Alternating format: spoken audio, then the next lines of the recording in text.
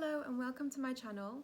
I'm Hiba, I'm a medical student at the University of Manchester, and in this video I'm going to be sharing with you all the details of my interview at the University of Manchester. So I'm going to be talking about what came up in each of my stations, the questions that I was asked, how I answered them, and then also what you could expect to come up in your interview as well at Manchester. So if you are interested in all of that, then carry on watching this video. At the very end, I'm going to be giving you some very unique advice that has come from the admissions team at Manchester Medical Schools themselves on how to be successful during the interview process. So make sure you do watch right up until the end for that as well. I just wanted to mention a few things before I begin. Firstly, I apologise if I'm looking towards this side a lot. It's because my notes are here and this is the first video of this sort that I'm making. I also want to make sure I don't miss anything out, so that's why I'm going to be looking this way. I apologise for that. Before I get into the main part of the video, I did just want to say that I do have permission from my medical school to be making this video. I'm not breaching any sort of non-disclosure agreement by sharing this information with you, so that's all okay. And I have prepared this video with their guidance. Also, I wanted to say, as someone who has experienced these interviews firsthand and as an ambassador at the University of Manchester, I will be doing my absolute best to give you advice and tips in this video. Following the advice in this video will definitely help you out, but by no means am I saying that following these tips will guarantee you a place at the university. I mean, you'd be pretty high up there, but there's obviously no guarantee. Lastly, before I move on to the main part of the video, I did just want to say that this video is going to be split up into different sections just to make it easier for you to watch and rewatch and skip to different sections as you wish. So the timestamps for that will be in the description box below. So I'm now going to move on to give you a little bit of information about when I interviewed and about the format of the interview at Manchester. So I'm currently in my third year of studying medicine at Manchester, which means I was in the admissions process 3 years ago. And I know that seems like quite a while ago, but actually the fundamentals of the way the medical school interviews and what they are looking for and how they assess is very, very similar. The interviews for medical school at Manchester are MMIs, which are multiple mini interviews. I'm sure if you're applying for medicine then you already know what this is, but basically it means that the interview is divided into small sections or stations as we call them, and each station can be between 5 to 10 minutes long depending on which university you are applying for, which university you're interviewing at.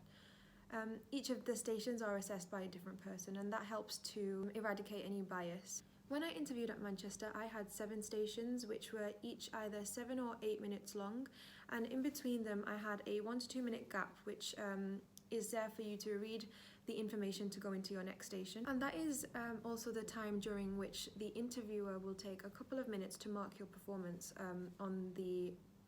for the station that you've just left. I'm going to be talking about 5 of these 7 stations, and that is because I cannot for the life of me remember what happened in the other 2 stations that I'm not going to be talking about. I've just completely forgotten what came up in those 2 stations and I just cannot remember.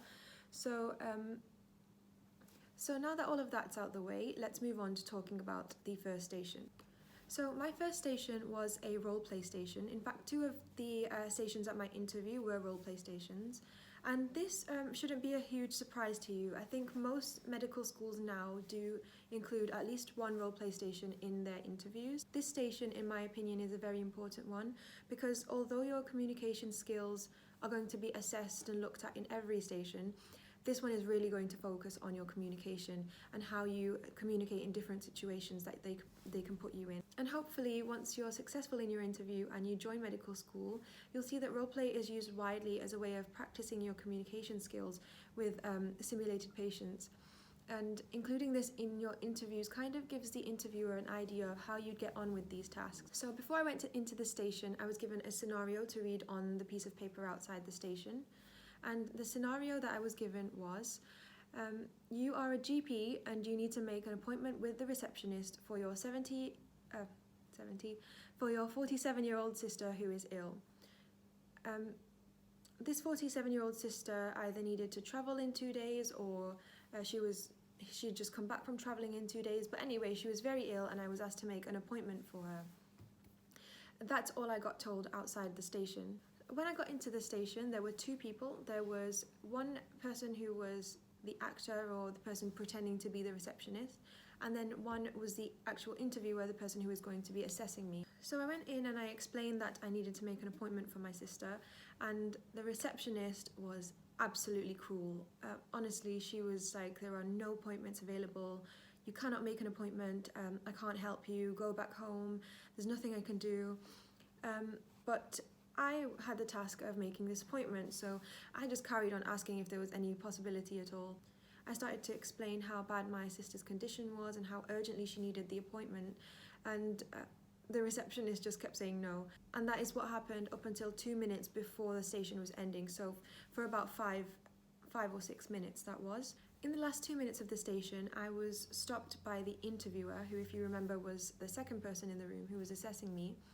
And he asked me to reflect on my performance and reflect on how I had done, or how I think I had done in this station. This part of the station is very, very important, and out of all of the interviews I gave, I was offered 4 interviews, so I interviewed at 4 different universities, and this is something very unique to Manchester. If you are watching this and you're already a medical student or you're anything medical related, you'd know just how important reflection is. You're constantly told to reflect at medical school, and you're constantly taught to revisit the things you've done to learn from them. I can't actually remember what reflective points I gave at that time because it was a while ago, but I know for a fact that reflection isn't just criticizing yourself.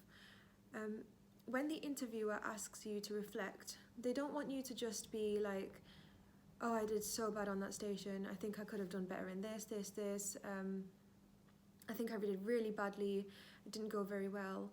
Don't be that person who always only says bad things about themselves. That's not what they're looking for. In the same way, don't be the person who only says good things about themselves or only praises themselves.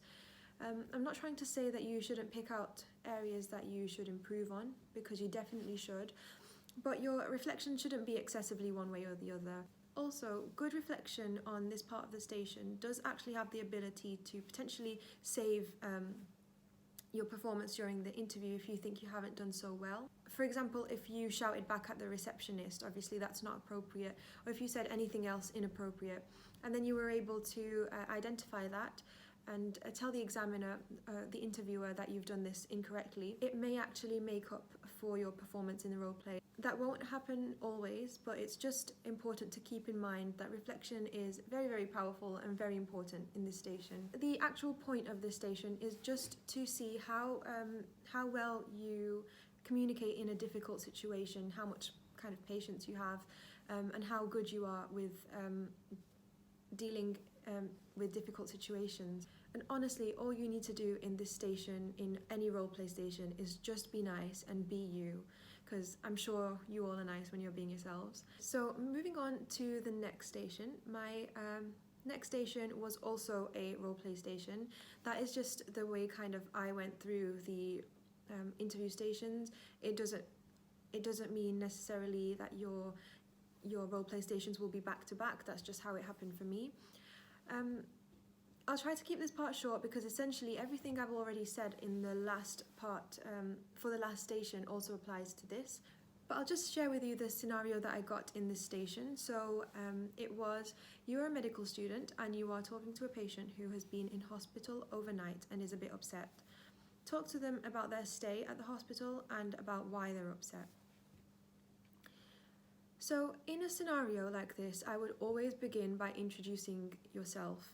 It sounds very obvious, but it's often forgotten by medical school applicants.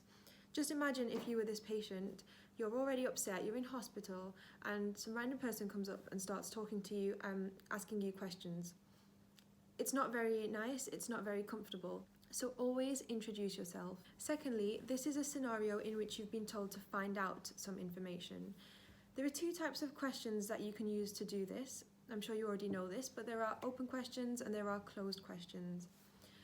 Closed questions are those that will yield you a 1 or 2 word answer, maybe a short phrase, and open questions are those that kind of let the patient take the floor and allow them to give you big chunks of information, which is really, really helpful. For example, a closed question would be, can you place one leg on the piano? whereas an open question would be, what can you play on the piano? And for effective communication, you do need to use both open and closed questions, not just open questions, because closed ones are very important to really pick out the finer details. But it's really nice to always begin with a nice open question to give you a good amount of information to then go off. Often you'll find that you won't need to actually ask as many questions as you think you do to get the amount of information that you want. You just need to ask the right ones. So the scenario is that you need to find out why a patient who has been in hospital overnight is looking upset. So I would start by asking a question or two about how they are today, just a general greeting. And then I would ask a nice open question such as, what has brought you into the hospital today? Or how is your experience at the hospital going? If you ask a nice open question to begin with, 99% of the time the patient will give you enough information for you to then ask the next most appropriate question. So you don't need to do too much thinking in what you need to ask next. You just need to listen to what you're being told and the information you're being given. Anyway, going back to the station, so 2 minutes before this station, like in the last roleplay station, I was told to reflect on my performance and to comment on what went well and what I think could have gone better. Again, I don't remember what I exactly said, but do remember everything that I've told you about reflection in the station before. And that completes station 2. My third station was an ethics station. This station is put in because ethics is a very, very important part of medicine, and doctors and other medical professionals face ethical challenges on a day-to-day basis.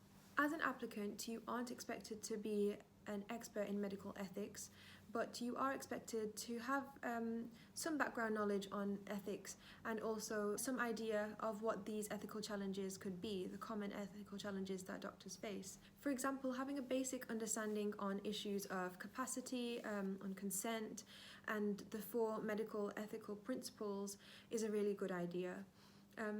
You could definitely be asked about any of these in your interview. In this station, what I got asked was to argue reasons for and against assisted dying. And this is the only information I got outside on the piece of paper outside the station. However, there was only one problem.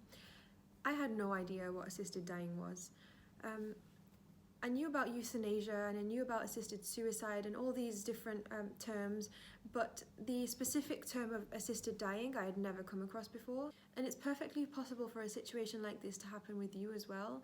There's a huge amount of things that you could possibly be asked, and so it's not possible for you to be prepared for every single possible thing they could ask you. But that's kind of the beauty of it as well, and as someone who is potentially going to be a medical student, you should have the ability to think on your feet and come up with a solution quickly. So when the buzzer sounded and I was signalled to go into the station, I knew nothing about assisted dying, but I thought to myself, what is the closest thing to assisted dying that I do know about? So it was literally just a guess at the time, but assisted suicide sounded a lot like assisted dying. So instead of staying completely silent or telling the examiner that I don't know what to say or talking about something completely different, I decided to go ahead and just give the reasons for and against assisted suicide rather than assisted dying.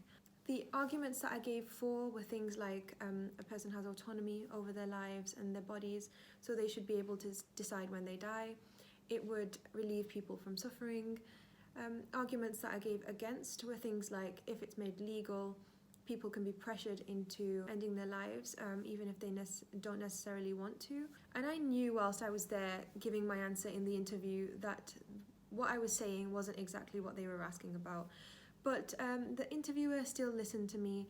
She was still very nice. I feel like all the interviewers are really, really nice at Manchester. And they really, really do want you to do well.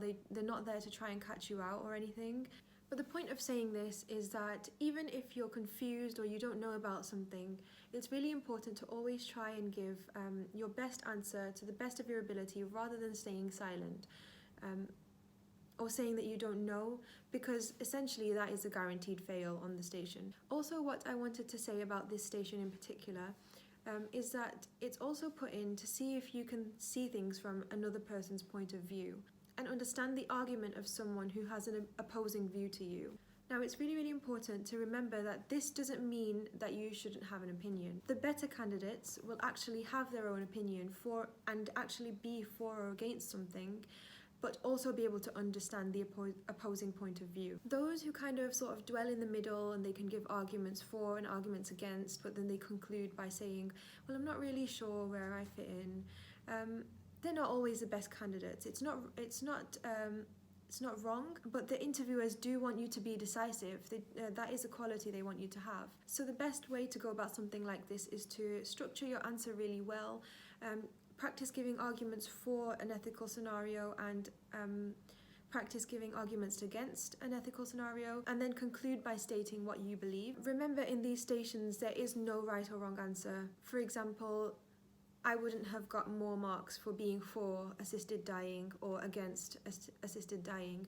The examiner just wants to see that quality of being able to see someone else's point of view, not what your actual conclusion is. So moving on to the next station. This station was a sort of situational judgment / GMC kind of station. I would definitely be expecting a station where you're given a situation and asked what you would do in that situation. So it's similar to the sort of questions that you'd get in your SJT part of the UK CAT. In this station, I was told by the interviewer, you are a GP and you have noticed that your colleague, who is also a GP, has started looking more and more tired each day. He's been coming in late to work sometimes and is less attentive to his patients. When you ask him about this, he confides in you that he's having a difficult time in his personal life and that he has started taking recreational drugs. What would you do?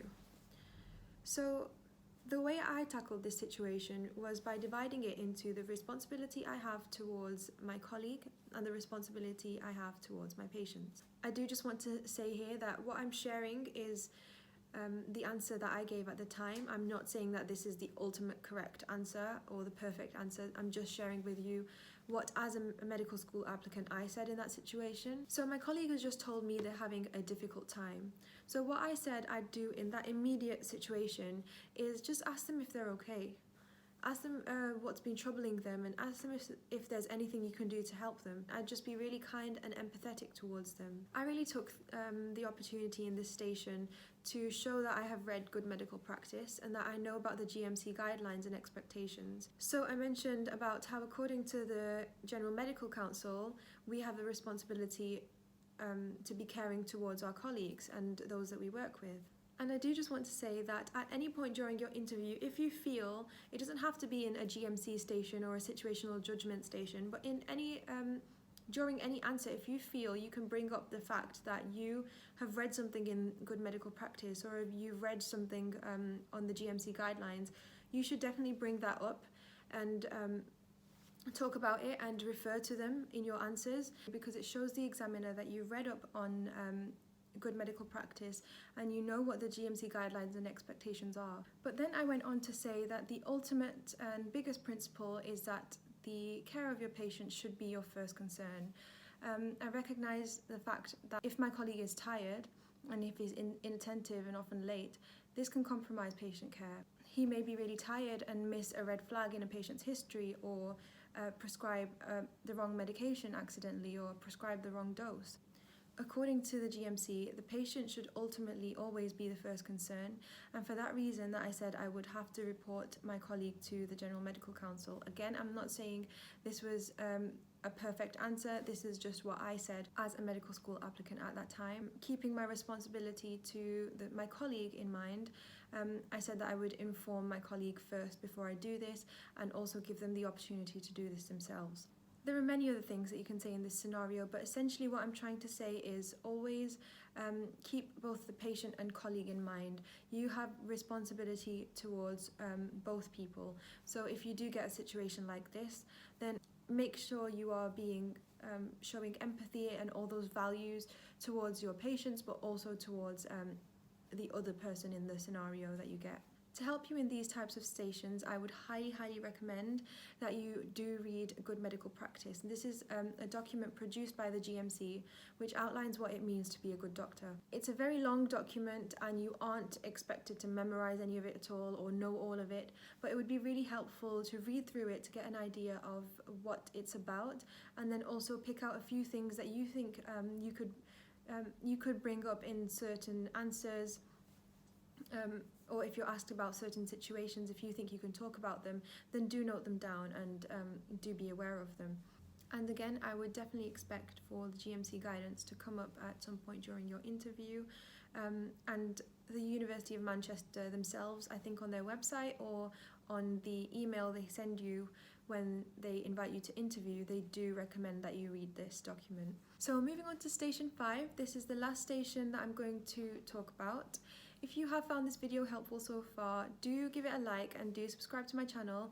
It would really help me out, and it would also help other people out because it makes it more likely for other people to see this video. So this station that I'm going to talk about is the station on the non-academic form, the non-academic information form that you are asked to fill in as part of your application to Manchester Medical School. And again, this is something quite unique to Manchester. Out of all of the other 4 universities that I interviewed at, none of them have this sort of form. This station is designed to be really a really laid back station where you're just kind of having a casual conversation with the examiner. I feel like all of the stations at Manchester are quite laid back and casual and quite conversational rather than intense, if you know what I mean. They're all meant to be conversational rather than intimidating, but this is especially true for this station. So in this station is where they can ask you questions such as why you chose Manchester. I was asked this question, and I divided this answer into kind of 3 parts. I talked about Manchester, the university, Manchester as a city, and the actual medical course at Manchester. Now, I cannot stress this part enough, but do not go to your interview at Manchester without having an answer for this. Just don't do it. It looks really bad if you're interviewing for a place at Manchester and you have nothing to say for why you want to spend your next 5 years there. It really doesn't look good. And it sounds really obvious, but when I was speaking to our admissions team to prepare for this video, they said that so many people do this.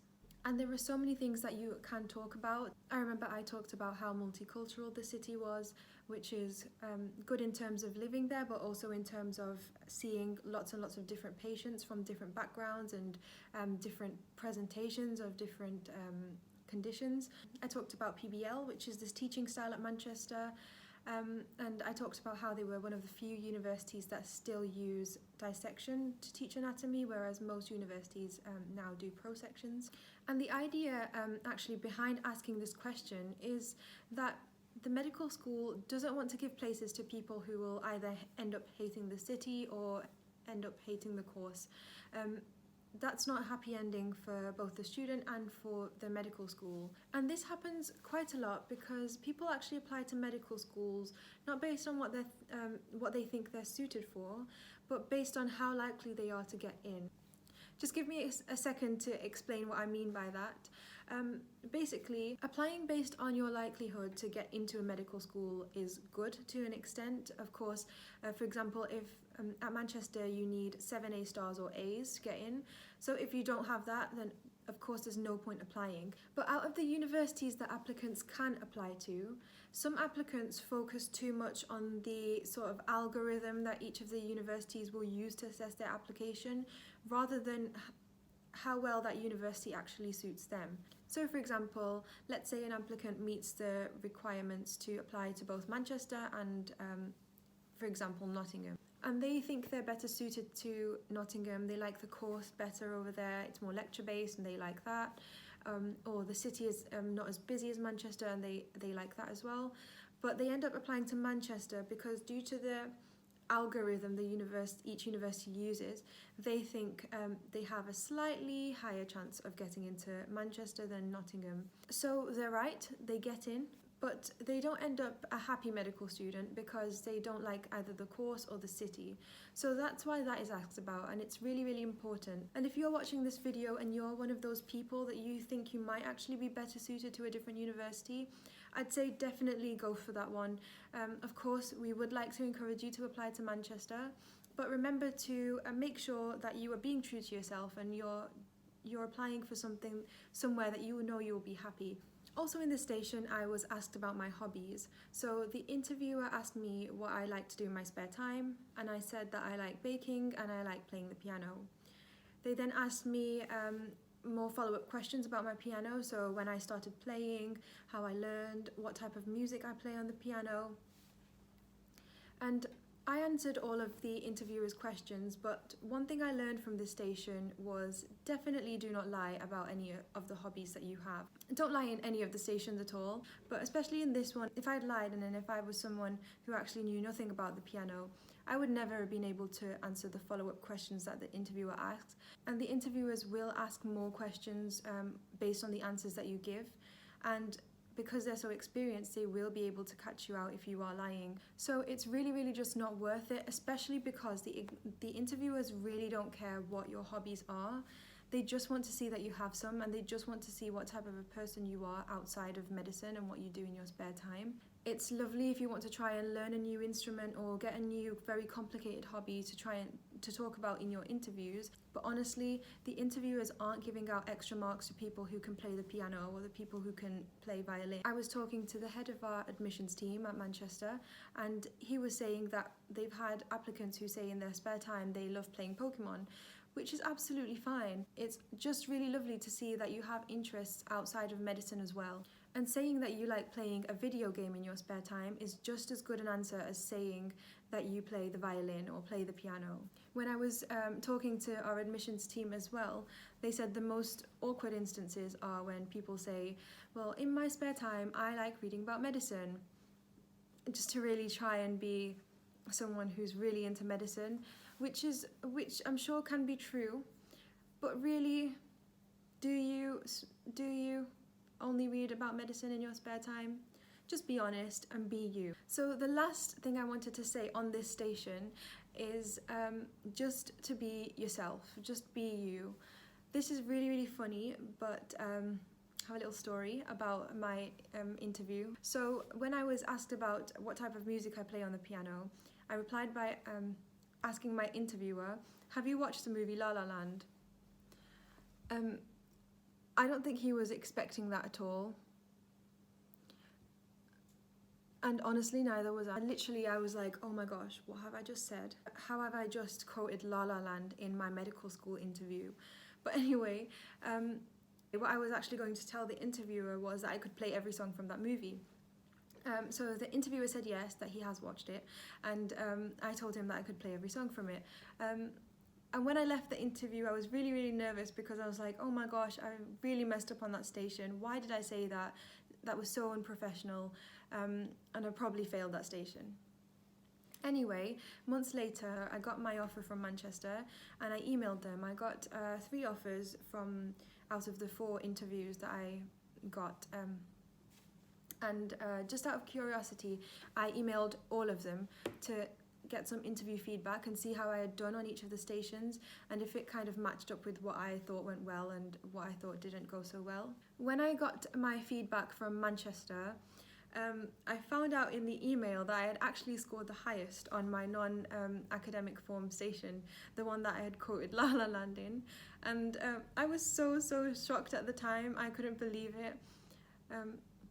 But basically, the point of telling you this is that was just being me. That was just something that in the spur of the moment, my personality just kind of came out into what I was talking about whilst I was talking about the piano. And even though I thought this was a bad thing, it actually wasn't. And your personality is exactly what they're looking for in the interview.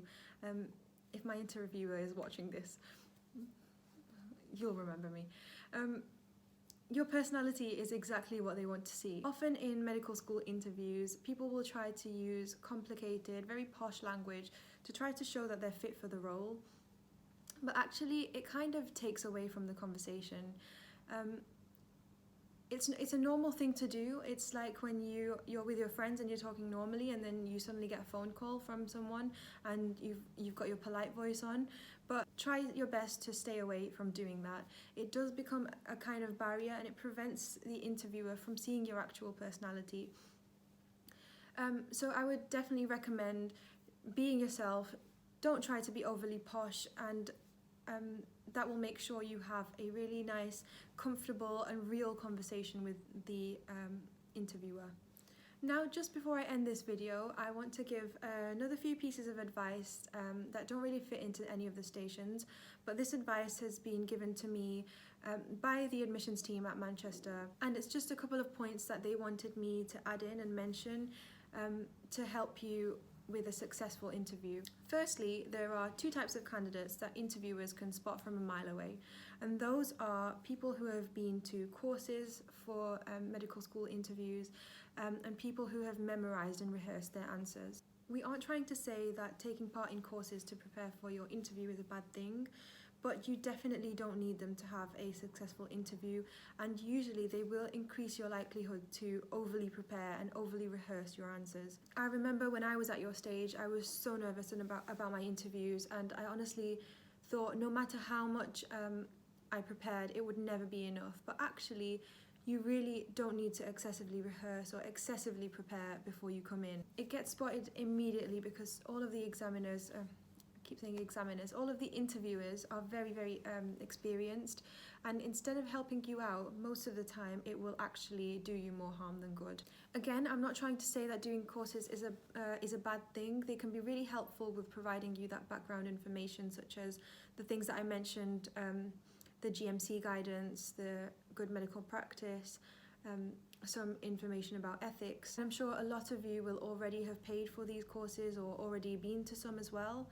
But just remember not to overdo it, because again, that rehearsal of answers and that memorizing kind of takes away again from the conversation. It kind of creates a barrier and prevents the interviewer having a real conversation with you and a comfortable conversation with you, and that is something that they're going to be looking for. As someone who's going to become a medical student, can I have a comfortable conversation with this person, or can someone else have a comfortable conversation with this person? So do remember that. The very last thing I did want to say in this video is something that I actually didn't know about before I was preparing for this video myself, but it's that make sure you are nice and respectful to the admissions team and people in the admissions team that may not be interviewing you. For example, if you send a rude email or an inappropriate email to someone at the admissions team, most universities actually do reserve the right to decline your application straight away. And you'd be surprised how often this happens. I was speaking to the head of our admissions team, and he told me that the medical school gets a lot of rude emails and inquiries. And honestly, just be nice, just be polite and be respectful. When you're sending an email, be professional. It's really important what you do around the interview as well, not just the interview itself. Similarly, if you pass the interview and you're made an offer, and then you fail to follow up on things that you're asked to do after the interview, such as uploading certificates or filling out any forms that they ask you to do, the same applies, and the medical school can actually decline your application. They are really lovely here, and they will try and follow up. They will send you follow-up emails and ask you why you haven't met deadlines and stuff, but if you just carry on not responding and not engaging, then of course you run the risk of having your application declined even after you've been made an offer. And that is everything I wanted to say in this video. I hope it was helpful and informative. I tried not to waffle too much. Good luck with your interviews, and try not to stress too much. Follow the advice in this video and also the advice given to you by all the other lovely people who are helping you at this time. People at your college, staff at your college, your family, your friends. Follow all their advice and you'll do really, really well. Before you do leave this video as well, please subscribe to my channel and press the like button on this video, because it makes it more likely for other people to see this video, and then therefore more likely for other people to be helped by this video. If you did enjoy this video and found it informative, I am going to be making similar ones in the future. So that's everything I had to say. Thank you very much for watching. I hope you have a lovely rest of the day, and I'll see you soon.